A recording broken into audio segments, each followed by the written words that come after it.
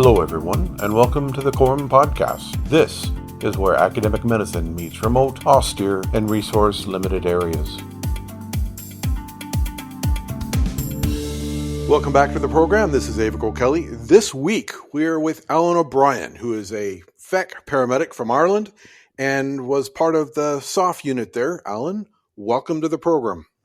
Hi, Eric. Thanks for having me on. It's great to talk to you again. So tell us about yourself and what's keeping you busy.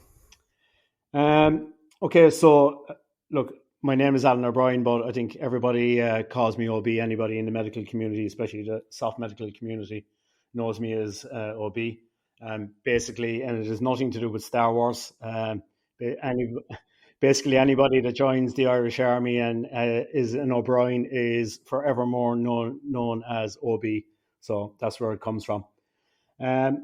So basically, background, joined the Irish military in 1994, went into the infantry, spent 10 years in the infantry. Most of my time was basically as a sniper and doing sniping and recce stuff. I passed selection then to the Army Ranger Wing, which is the Irish SOF unit, in 2004. Did the usual soft stuff there within the teams for a number of years. Became a team medic in 2007, and then went on from there. In 2011, I was lucky enough to be sent on a paramedic program with the National Ambulance Service here in Ireland. Probably come on to it later on, I suppose, when we're talking about some of the stuff, but. Initially, myself and another one of the lads, we were meant to be going to the US to do the NSOCCM program, but our regulator here in Ireland wouldn't recognise it, towards the paramedic pathway here in Ireland, which was disappointing to us, obviously at the time, but professionally, it actually probably worked out better for us in the long run. So I retired from active duty then in 2015 and went to work for University College Cork, working on all of the military programs that we have here. So you started out as a sniper, then you went SOF, and then you did the medic. So tell us about the medic program and then how that differs from the paramedic program. Yeah, so it's a bit different now. When I did it first in 2007, I did our conventional medic course, which was run in the Defence Forces Medical School. And then after that, we did the civilian EMT program here in Ireland. And essentially, our team medics for quite a while, the route was you did the EMTB course here in Ireland, and then you went on and did the TCCC, the old medical provider program now, which is the TCCC combat medic / corpsman course. Nice. So that was the route back in the day. And then for the task units, the plan was to have a paramedic in the headquarter element of each of the task units. So myself and one of the other lads then were sent on the National Ambulance Service paramedic program. How was that? Is that just 1 year? Was it? How was that? Yeah, it was good. Like it was very civilian orientated, but it was a 2-year program. So essentially, the first year is kind of divided up between you're in and out of the school. So they send you into the school, for a number of weeks. You do all your theory stuff. Then you're out on ambulance placements. So you kind of spent the first year in and out between the school and ambulance placements. And then all of the second year of the program is completely working on an ambulance. So yeah, that was a 2-year long program. I started that in 2011 and qualified in 2013. So for the person that doesn't know the Irish system, yeah. What's the difference between the paramedic and the advanced paramedic? Okay, so initially, when the FEC, the Pre-Hospital Emergency Care Council, were stood up, the regulator in Ireland back in the day, basically all of the old EMTs were grandfathered into the paramedic program. They basically essentially became paramedics overnight. So what they've been doing over the years, they've been adding to the skill sets of the paramedics And in the interim period, they created the Advanced Paramedic Program. But what's been happening over the last number of years, the skill sets of the paramedics has been increasing year on year. And so the gap between the paramedic and the advanced paramedic has slowly been decreasing. And to best of my knowledge, the long-term aims is that the advanced paramedic will essentially disappear. And essentially you'll have two pathways after paramedic. So you'll essentially decide whether you're going to go down the community paramedic route or you're going to go down the critical care paramedic. Does that make sense? That's fantastic. I didn't know that they're doing two different pathways. Yeah, look, this is fairly new. A lot of this has actually been done through in collaboration here with UCC. So the office that I work in, which is in the emergency medicine office, I look after all of the military programs, and the two guys that I share the office with, Kieran Henry and Dave Hick, look after all of the civilian paramedic programs. So they're kind of taking the lead on all of this in conjunction with the National Ambulance Service. So does that mean the paramedic will finally be able to cannulate and intubate? That's correct. I believe that's, as far as I'm aware, that's meant to happen fairly shortly. And then the community paramedic and critical care paramedic will be at the master's level? Correct, yes. Brilliant. I do like the fact of academia being hand in hand with paramedic training. It just makes me so cross that the Americans are just not embracing this at all. And the rest of us are seeing the need to having academia-backed medicine training. Yeah, I think there's been some advances, I think, in the last 12 to 18 months, especially around the soft side for the D18 deltas and the SOCMs. I know they're tied in with one of the universities over for I believe you call it a pass degree for your SOCMs once they get through the program over there. But as far as I'm aware, they are getting some recognition now, at least on the soft side. So, OB, you and I met in Ireland, in Wexford, Ireland, back in 2013, and you had come to just take a look at one of our courses. And I forgot, what were we teaching that week? You came and had a look. Yeah, it was the advanced airway course. Oh, that's right, with Winston DeMello, wasn't it? Correct. Yeah. Yeah. Fair enough. So you were still in. We were set to retire 2 years on. So once you got out in 2015, you went straight to UCC, was it? Yeah, that's correct. Yeah. So UCC got the contract with what was termed as NATO Special Operations Headquarters. They're now called Allied Special Operations Forces Command. So they got a contract with them for the delivery of all of their medical education in 2014. So I started off doing a small bit of work on the side with them when UCC initially got the contract. And then my 21 years up, so I could at the time you could retire from the Irish military after 21 years. So my time was up in 2015. So I decided, I got the offer there to come on board full time with UCC. So I jumped on board with that, and we've been working on that then, delivering all of the various medical education courses for Allied SOFCOM since then. And is UCC giving you the option to take your PhD with them? Yeah, I've got my master's through them. I think my boss here would love me to go on and do that. So maybe that's something I'll consider down the road if I really want to torture myself. I think it'll be well worth it. So we met again in 2016 in Pfullendorf, Germany, and there was a conference there where a room full of people were trying to design the ISTC NSACM course, and you were there representing UCC. And then what did you do? What excellence did you bring into the NSACM course with your UCC hat on?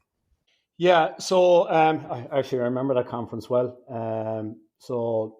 Julian, that was heading up the whole getting the NSOCM program off the course there in ICC.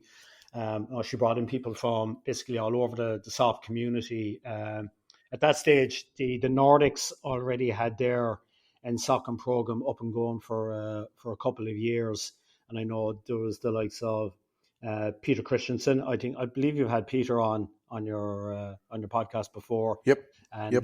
Kjell Bowman from Sweden. The two of them would have been instrumental in getting the Nordic NSOCM program up off the ground. But I suppose really I was there with my UCC hat on and from an academic viewpoint, and I suppose how do I explain this? Really, my big thing is getting the medics, getting them their dues. Like they put in the work on the NSOCM program and all of the different courses that they do. But, for a long time, when they leave the military, they're leaving with nothing. All of their training and qualifications that they got counted for nothing when they went outside. That's why I was saying I was lucky when I mentioned earlier that I was sent on the civilian paramedic program. So when I left the military, I had that piece of paper that allowed me to, essentially got me into the job that I'm doing at the moment. If I didn't have that, I wouldn't be where I am at the moment. So I consider myself very lucky to have that. So really, what we're trying to do is, get the medics, get them that, that piece of paper, it does stand to them, especially for the young guys. They mightn't realize it when they're going through their NSOCM program, and they're young and they have a number of years ahead of them. But years down the road, when they do, whether they want to stay in the military, want to get further education, or they want to leave the military altogether, it does stand to them. And as I said to the young guys, it opens doors for them. Just getting on that first step of the academic ladder, it does open doors for them down the road, whether it's on medicine or even if you want to move away completely from the medical sphere and just go in a completely different direction. It gives them that option that they can go away and do different things, It gives them a way in, doesn't it? Even kicking and screaming, they're like, no, I don't want to do this. But what happens is they get a taste of academia, and when they get out, they at least have a ladder to step on. So when I left the Green Berets, there was nothing. They didn't give us any certs for anything. We had to start from scratch, and thankfully that's changed a bit as well. But I have so much respect for you and your push for academia, for the knuckle dragger on the ground. You are making a difference. Yeah, and look, in fairness, going back to ICC again, and hats off to John Christensen, who was one of the director of the NSOCM program at ICC. He was the one that really pushed the academic accreditation for the NSOCM program there, and it's been going now quite a number of years. We've had quite a few students have obviously gone through. They've got their undergraduate diploma. And I suppose, look, what we've been trying to do here, and we're at it now since 2014, and our intention was always to create an academic pathway from guys coming in at the team level, the NSOCM, and to get all the way up to a master's qualification. So we've had quite a few of the guys who've gone on and done the paramedic degree, on the back of having their diploma. So, as we're explaining to the guys, it's the first step on the ladder.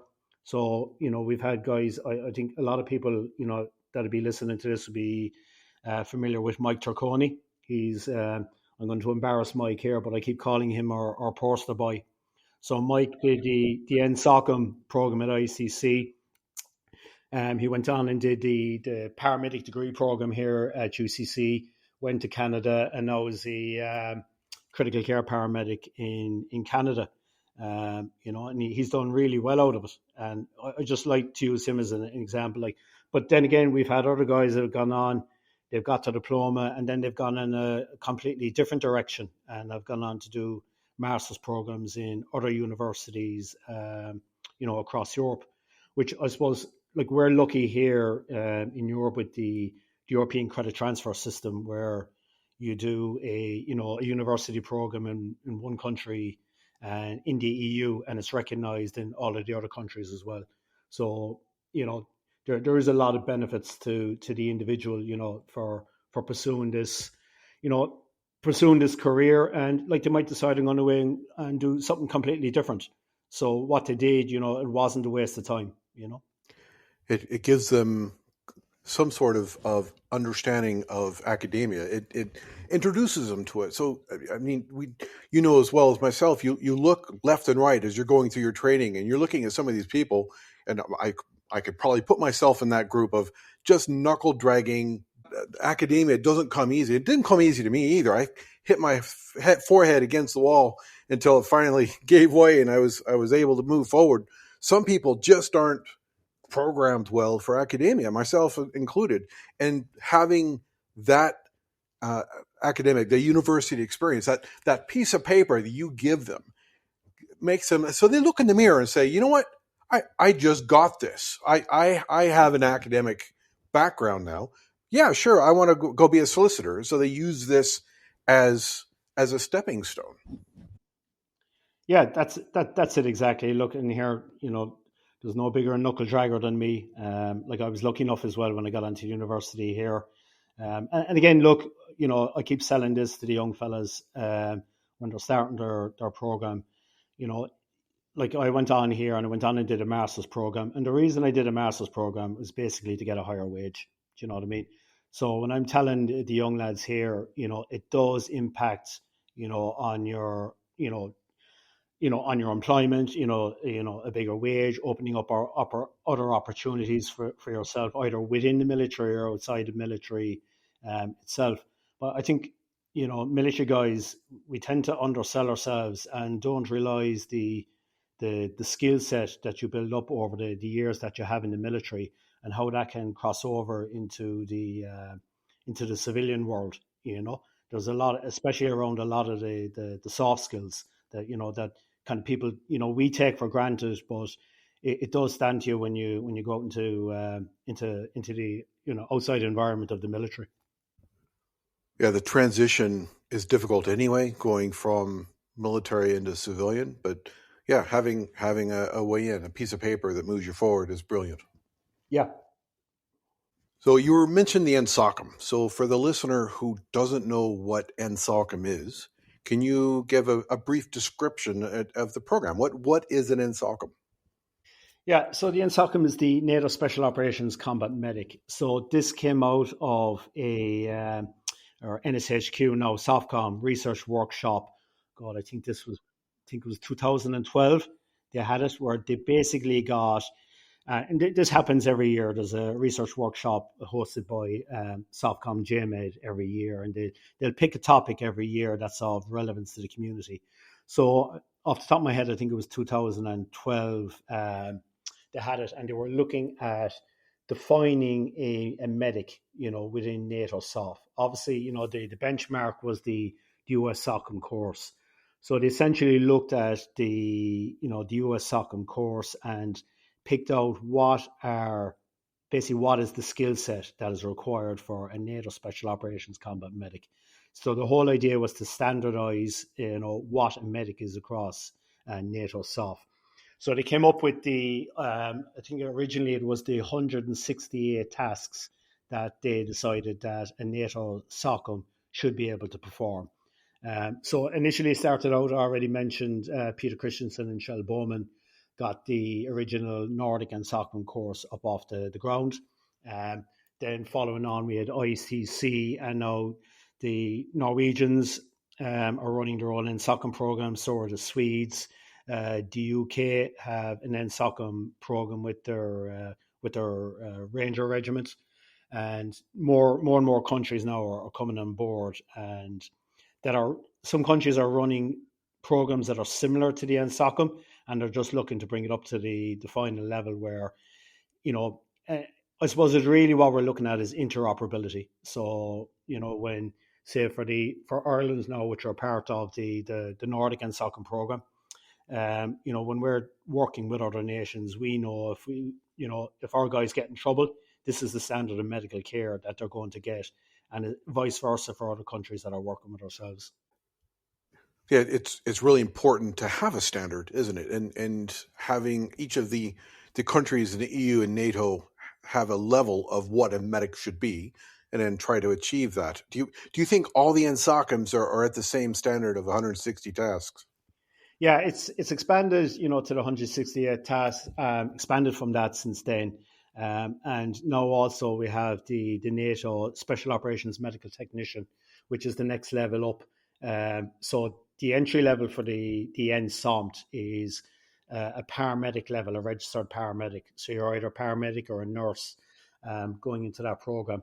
So the whole idea is that, you have the point of injury. Obviously, you've got your operators who are all TCCC, CLS qualified. Then every team or task unit should have an NSOCM. And then, you've got your standard of care or your evacuation care then going on from there, which might include an NSOMT. You could have a special operations resuscitation team, and then moving on, back to possibly a special operations surgical team. So like one thing that, we're always trying to get across to the NSOCMs is that they've got to, when they're doing their medical planning, they got to plan from the point of injury back to the first surgical care. And, we'll probably talk later on maybe a bit more about I suppose down the road where the NSOCM is going, and what's required of an NSOCM, because like it's been, as we can see what's happening in Ukraine, etc. at the moment, and other places, the idea of having somebody evacuated from point of injury back to surgical capability within 1 hour is highly unlikely, at best. So there is a lot more required of the NSOCM, when they're working on the casualties at the point of injury. Yeah, I imagine the learning we're getting from Ukraine is completely changing the idea of medicine in the coming conflicts. Yeah, completely. And like ICC now are launching a new course this year, advanced medical skills course, where they're looking to, I suppose, educate the NSOCMs more, and trying to increase their scope of practice and give themselves a certain element of surgical literacy. If there's I think that's how they're selling it there to the medics, where they can assist, whether it's special operations surgical teams, or they can assist with a SOR team in more advanced medical procedures that traditionally would be outside of their normal scope of practice. Do you see the influence of drones in the training?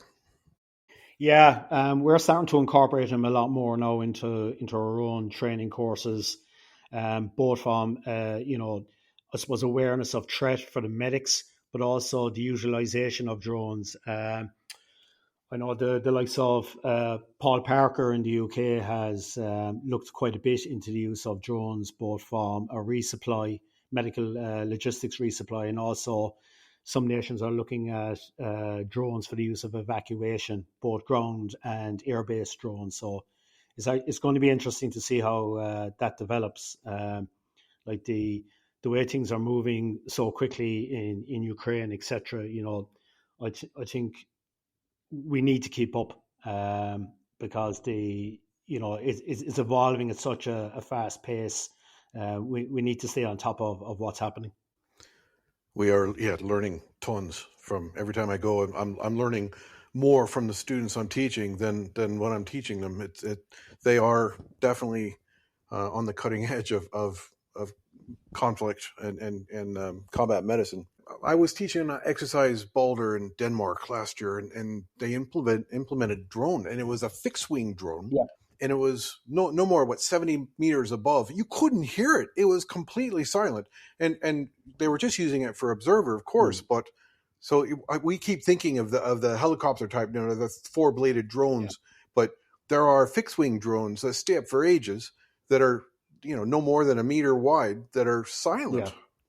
Like, and a lot of our stuff now, when we're doing our training courses, we're pushing the students, not just with the NSOCMs, but the likes of surgical teams, etc., that if they're going to be in any one place for any extended period of time, they got to go subsurface. They got to get some kind of hard cover over their heads, because look, as you said, it's not just those the quad, those smaller drones that you can hear them coming in, like it could be an observation drone, and next minute you have an artillery strike coming in, and obviously, look, we all know now that the Red Cross is not going to protect you. So you need some kind of hard cover over your head if at all possible. And it's important to bring that knowledge into the medical training for those of us who are not on the front line. Yeah, correct, definitely. You mentioned the SOMT course, the NATO SOMT course.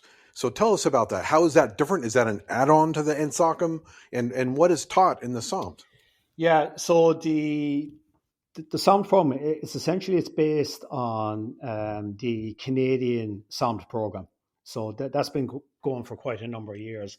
And essentially what a SOMT is, it's not your operator medic, that's your NSOCM. It's your support medics, either, paramedic or nurse qualified individual who are basically upskilled to, so that they can work in direct support of the operational elements. So obviously, look, if they're already, I think the big difference for me is like your NSOCM is very much a trauma focused medic. They're excellent at the point of injury, whereas your SOMT then has that medical background. You know what I mean, especially for disease non-battle injuries. Your NSOCM is not your person for dealing with that. That's where your SOMs come in, and some of the extra skills. Obviously, they'd be more advanced, more skilled in the use of advanced airways, ventilation management, wound management, use of ultrasound, etc. So the way I look at them, they're like that bridge between the NSOCM and your SOS team or your role too. Do you think they equate to the 18 Delta? Is that the model that the SOMT is following, is the 18 Delta program? Yeah, is initially when it was on the old SOFCOM training directive, it was known as the next level up above the NSOCM was the independent duty medic. And because, in Europe, there was a lot of countries that had an issue with the term independent because they can't work independently. So that's why it was modeled more on the Canadian SOMT program. But essentially, yeah, it's not an 18 Delta, but it's close enough. A few minutes ago, you said that there would be some comments on where NSOCM is going. So, OB, with your vast experience with the NSOCM program, where is the NSOCM going? I think, yeah, ICC, the guys down there, with the new program, this Advanced Medical Skills course, I think they're on the right track. We've a number of other programs as well, looking at the whole area of irregular warfare. The NSOCMs, the scope of practice is going to have to increase. Now, the problem with that as well is, and here the problem is always time.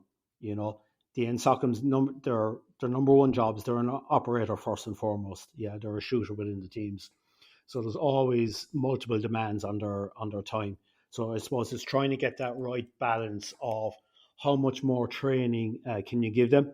But the biggest problem then is sustaining those extra skills that they get. And look, we see it with the guys that are coming through the program. They never have enough time to get out to do clinical placements, whether it's on an ambulance, in a hospital emergency department, ICU, surgical theatre, etc. That is the biggest issue for them, is getting that hands-on clinical time. So hence, where the NSOMT comes in, where they're not shooters. They should have more time to get into clinical settings to maintain their skill set. So I think there is trying to get a bit of a balance on how much you actually teach the NSOCM, because realistically, can they sustain that scope of practice? So I know, look, ICC are running this advanced medical skills course. They're running the pilot program later on this year. And their whole thing is around, surgical literacy and some advanced skills, teaching medics, for example, regional blocks, wound care. Like if they're hanging on to a patient for, 72 hours or, 72 hours plus, and they've got, how are they going to manage the wounds that the casualty has? personally, you can teach people as much as you want, but I think the big question is how you sustain those skills going forward. So do you think they're going to add on? Is it 26 weeks at the moment for the NSOCM? Are they going to add on to that for these additional skills? I don't think so, Eric. Trying to get trying to get the students away from their units for that length of time is a major challenge. And I know it was, from day one at that initial conference back in around 2012, that was probably the biggest talking point. How long can we actually get the medics released from their, or the operators released from their units to go through this program? I think what you will see is that you will see more senior NSOCMs after being a team medic or a task unit medic for a number of years. I think you'll see some of these guys getting the extra skills where they might decide they're going to go down the route and go on to an NSOMT program, or they're going to still remain within the team structure, but with a more advanced medical skill set. I think it's going to come down, specifically to the different units. Like some of the bigger units probably have more leeway on, how many medics they can have within the task unit. Where, like smaller units like ourselves here in Ireland, it can be a challenge where you might, like, our ambition is to have one in SOCM per team, but the big challenge for ourselves here is trying to maintain the clinical time for those guys while also doing all of the other jobs that they've got to do. That was a challenge for us as well. And the Green Berets, every 2 years, we're supposed to do sustainment training, but our op tempo, I mean, we're gone 9 months of the year. How are you supposed to? And you're going back and then you're dealing with family, and then train up, and then of course we had to do our 7,000 rounds of ammo every year, and there's just no way to keep that going. So how can the NSOCM have a sustainment every 2 years? Is there, well, first there's finances for it, and let alone the op tempo. Yeah, and I think time is the biggest challenge. Obviously, look, it costs money to send people on these things as well, but trying to get the guys released from their, whether it's a trainings, like I think everybody in this community is aware that the training cycle for the guys within the teams, is non-stop.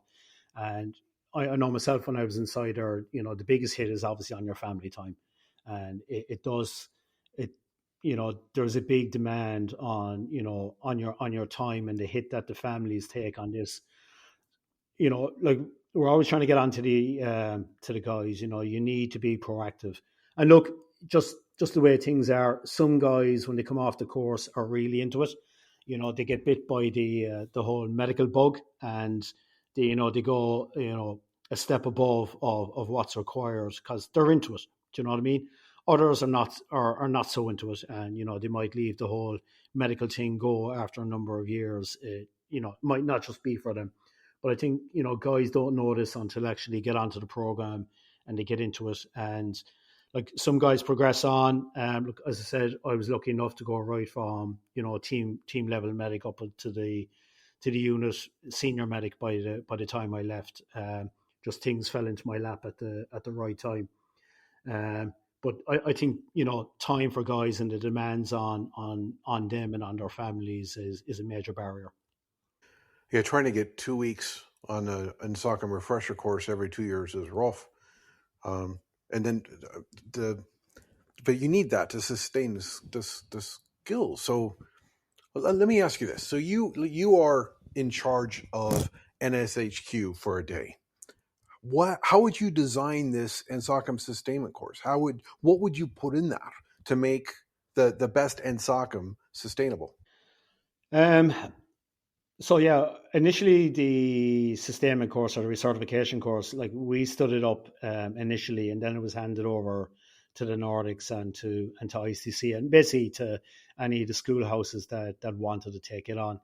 And I know there's a similar issue with the schoolhouse in Fort Bragg in the US. You've guys that have come onto the course, the 2-week sustainment recertification course.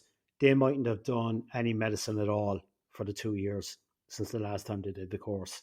But then you have other guys that, whether they were supported by their unit or they just did it off their own backs, who have been doing further medical education courses, have been getting regular placements either in the emergency department, on ambulances, etc.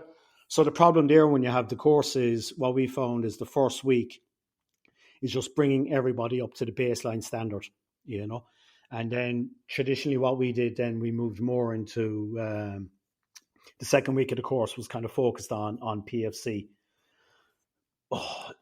2 weeks, I think, is the bare minimum. And all you're doing there is bringing everybody, hopefully, that everybody meets the bar. You're bringing them back up to a standard that what they were when they came off their NSOCM course. I don't want to sound like a broken trumpet here, but I think the clinical placements is the big thing that is letting down the medics. And it's not just the medics themselves. Look, the onus is on the unit. It's on the docs and the medical planners within the unit to fight for that time to get their medics, the NSOCMs, to get them released to do the clinical practice. I think that is the big gap that we're missing. It's worse than that. I mean, even if the commanders said, yeah, go off, take a week and do clinical placements, a lot of the countries within the NATO system don't let you touch a patient. Yeah, that is an issue. Like we're lucky here. Like we have the ICC guys come over here to Cork for their 2 week or 2.5 weeks for the next guys that are coming in a few weeks' time, and we have some of the Nordic students come over as well. We have a very good system, and in fairness to Dr. Jason Vandeveld, a lot of the NSOCMs that have been over here would know Jason. He organises the clinical placements here in Cork. So we have the 2 hospitals inside in Cork City, and we have the ambulance, and basically all the students, they rotate through emergency department, through the ambulance, through ICU, minor wounds clinic, surgical theatre, etc. We put the students, and funny enough, the one that they hate the most and find the most boring is actually we put them into a rural GP's office, for one of the placements. And it's funny there, you're trying to explain to them, look, 90% of your work is actually going to be doing this stuff. It's not going to be all of the sexy trauma stuff that you're going to be doing, but look, that's just the nature of the folks that we're dealing with. We've all been there. But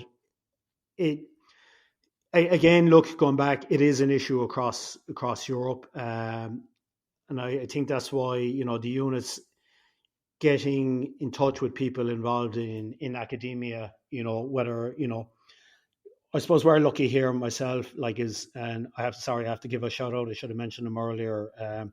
Professor Adrian Murphy, who's, the doc for the Irish SOF unit. He's the one that got the whole medical program, the military medicine program off the ground here in UCC. And he's the one that's been driving this, since 2014. So we're lucky, like I'm here, Professor Murphy's here. You have people, you're pushing against an open door, if that makes sense. So I think it's trying to find people, ideally if you have ex-military people like ourselves that are working either within academia or within civilian healthcare, it's just finding those people that understand what the requirement is for the likes of the NSOCMs, the NSOMTs, etc., and the type of environment that they work in and what type of training and exposure that they need during their clinical placements. It makes life a lot easier. And it's a fantastic place to get experience. I've been out in the car with Professor Murphy, and the amount of things that an NSOCM can see with just a few days would be definitely beneficial. Yeah, look, the issue is sometimes with the going on an ambulance, you could be lucky or unlucky on what kind of a day you have. Do you know what I mean? You could be, going all day long, trauma, medical incidents, or it could just be one of those days where, you spend half the day sitting on your hands waiting for the call to come in. So we're kind of lucky that we have, with Adrian and Dr.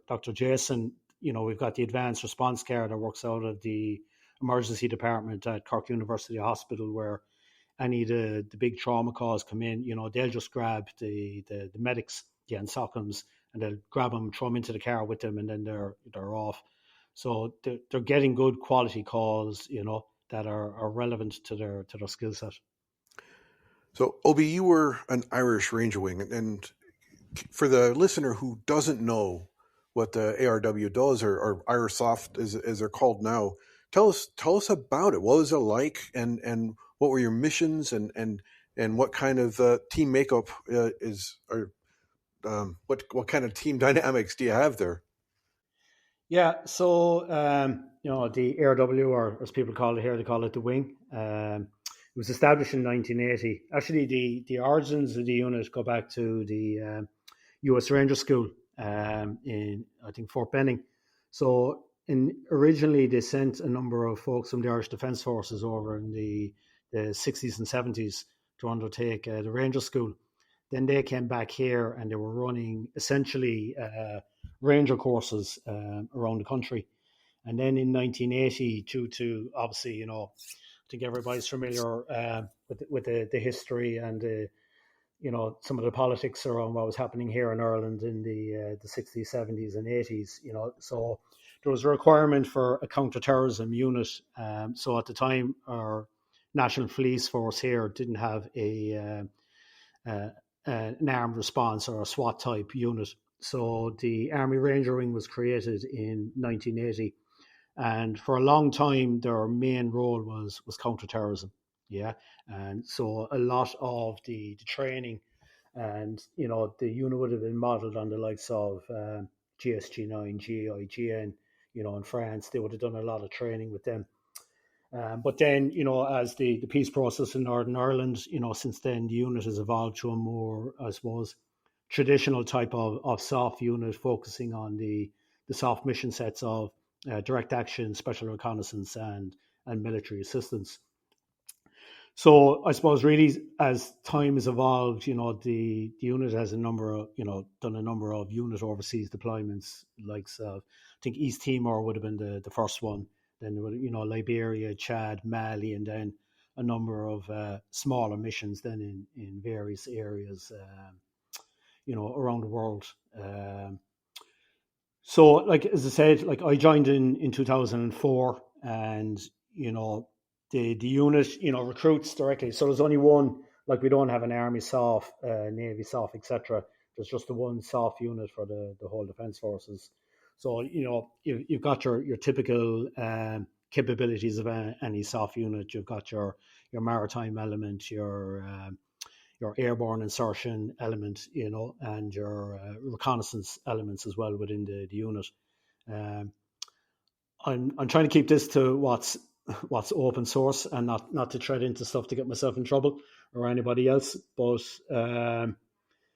yeah, you got your standard stuff, what you would expect of any SOF unit worldwide. I've been to the compound a couple of times. I've been on the range with them. I would say that they're more Green Beret level than the Army Ranger. You guys are, well, actually, some of the missions you have are Delta Force level. So you guys fulfill, well, the Army Ranger, the Army Green Berets, and the Delta Force role all in one unit. Yeah, that's correct. Look, open source, like the unit, if you look it up on the internet, it'll tell you that the unit is less than 100, about 100 personnel in the unit. Now, there's been a commission on Defence Forces sat there a couple of years ago, so there is meant to be a big expansion to the size of the unit. But yeah, it's modelled more on the kind of your typical tier 1 type units worldwide. Like I said, look, the Defence Forces are really small. I think at the moment, God, is it about 7,500 in the Defence Forces? So you're picking from a really small pool of people. So even based off that, you can imagine what the size of the SOF unit is. Like your typical selection course, if you're lucky, your pass rate is in and around the 10, 11, 12% is your pass rate for selection. Like it's called SOFQ now. The whole selection process was changed a number of years back, and it's all modularized under what they call the SOF qualification course, which is about roughly around 12 months long when you bring all of the modules into it. But yeah, I suppose the whole Ranger thing is just a kind of a throwback, like to the origins of the unit of those folks that went over to do the Ranger course back in the 60s and 70s. And I just heard that they are sending, was it 4 NSOCMs or 4 of your lads to the NSOCM course? Yeah, so we joined the Nordic program. So the Swedes and the Norwegians pulled out of the Nordic program 2 years ago because they were setting up their own NSOCM programs. They they essentially they couldn't get enough students through on the Nordic program, so they set up their own programs in Norway and Sweden. So in the Nordic program now, you have the Dutch are in there, the Swiss and the Irish Defence Forces. So the Irish and the Swiss joined there 2 years ago. So we're sending students on the Nordic program every year, which is it is a big jump from when I was in the unit, where essentially your team medics was a civilian EMT with a couple of extra add-ons, TCCC training, etc. So it has been, from the medical side, it's been a big advance for the RW. And the Nordic NSOCM, you jump from country to country as well. Is that right? That's correct, yeah. So a large part of it is, the first part of it is done in Denmark. They've got a fantastic schoolhouse in Aalborg, great facilities there. And then, the rest of the course, each of the countries that are part of the Nordic program take responsibility for some of the modules. So the students will travel around to each of the countries to do the specific module that country is responsible for. So you have had your finger in a lot of SOF development here in Europe, and it's really lovely to see what you've done and the push that you've done. Now let's talk about you, Obi. So you've got to this point. What's on the horizon for you? Where is Obi in 5 years? Where are you in 10 years? What's your dream job? Or are you? I guess you're supposed to say is your dream job is the current job. But what do you want to do, man? Yeah, I suppose, look, our main focus at the moment, so like all of the courses that we deliver for Allied Softcom carry ECTS credits, or European Credit Transfer System, or European credits as most people know them by. So essentially, I kind of touched on it earlier on. So if you do a program in one university in Europe, it's recognized in all of the universities. So all of the credits, and we have this going now just for the last couple of years. So every one of the courses carries European credits. So once you hit 30 credits, you get a postgraduate certificate. Once you hit 60 credits, you get a postgraduate diploma. So following on from that now, what we're putting through the various committees here in the university is we want to develop this into a master's program in security and defence medicine. So, and we want to expand it outside of just the SOF community. So we're talking about conventional military medical personnel, but also, federal agencies, NGOs, people that work in the austere medical environment, So that's where we want to get this up and running. Hopefully we'll have it up and running by the end of this year, early next year. And then, initially it's confined to the SOF medical personnel that have gone through the SOF courses. But the long term, over the next 5 years, is to expand that out to the other areas that I already mentioned. So, and that will be a master's program. Correct. That's a master's in security and defense medicine. Fantastic! Wow. Anything else in development for yourself? Personally, if my wife is listening, to spend more time at home, I have to get that one in there. But look, you mentioned, master's programs. I suppose personally, keep educating myself. Like our big thing, and like we've been, since day one in 2014, we've been preaching this, is about getting the most for the medics. Like personally, my big focus was getting recognition for the medics and getting them as qualified as possible. So like when I see the likes of guys, like we've had quite a number of our students go on, like we've one of the Irish medics, my former guys here, former medic within the teams, just qualified out from medicine there the week before last. So when you see guys that Nice. have come through, he was a team medic, has gone on to med school and qualified. We have an Italian SOF medic who's just started, or he's finishing year one of postgraduate medicine here in UCC.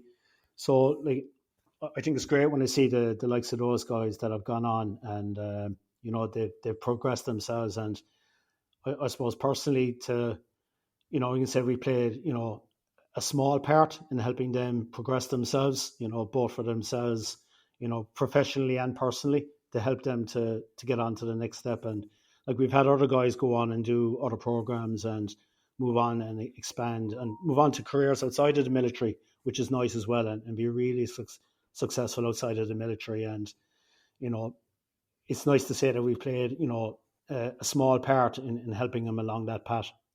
OB, my last question for you is this. What advice do you have for the new medic, the new nurse, the new doc who is just starting out on their career in austere medicine? Yeah, that's a good one. I suppose when we're doing, especially when we're teaching the NSOCMs, the brand new NSOCMs, and we're teaching them, especially the medical planning process, what I want to say to them is, take ownership, like whether they're at, a small 6-man team or, a larger task unit or they're a task group, take responsibility, because when everything goes to shit, everybody's going to be looking at them, So they need to take ownership, number one, of their own, staying current in the job that they can do, staying on top of their skill set, getting the placements, then onto the medical planning. Like I mentioned already, like we hammer it into them that they've got to plan from the point of injury to the first surgical care. So to do that, they have to engage and liaise with, the docs, both within their unit and outside of their unit, their med planners, medivac personnel that they may be dealing with. Like I always say to the guys, if you're going on a new deployment, and especially for smaller nations like ourselves, you're always relying on somebody else to provide medical support for you. So go and find whoever that medivac crew is, bring a bottle of whiskey with you and get to know them and break bread with them, because you might be relying on them either, save your own life or the lives of your buddies. Get into the hospitals, get into the role 1, role 2, etc. Whoever you're dealing with, get in there, shake hands and get to talk to people, Then on the other side, there was, pass advice to docs or nurses, medical support personnel that are supporting the operational folks, get to know them, understand what their problems is, because, when somebody arrives into you, say in your role 2 facility or at your SOST, and they come in a condition that is not ideal and that you don't think is optimal, there's probably a reason for that. So you need to talk to, the operators, the medics. You got to understand the environment that they're working in. So, it's a bit of cross-pollination here between, up and down the ladder, and people got to understand, the different environments that the other person is working in, and it works both ways. That's good advice. Well, it's been fantastic to see what you've done and the excellence you've pushed forward. And I am honored to have you as a friend. That's great. Same to you, Aebhric. Thanks very much. This has been a presentation from the College of Remote and Offshore Medicine. If you would like to earn CPD credits for this podcast, you can join the Council of Members. Being a member of the college gives you free CPD credit, free access to our virtual field guide, and discounts on our e-learning courses. You can join the team on our college website at quorum.edu.mt.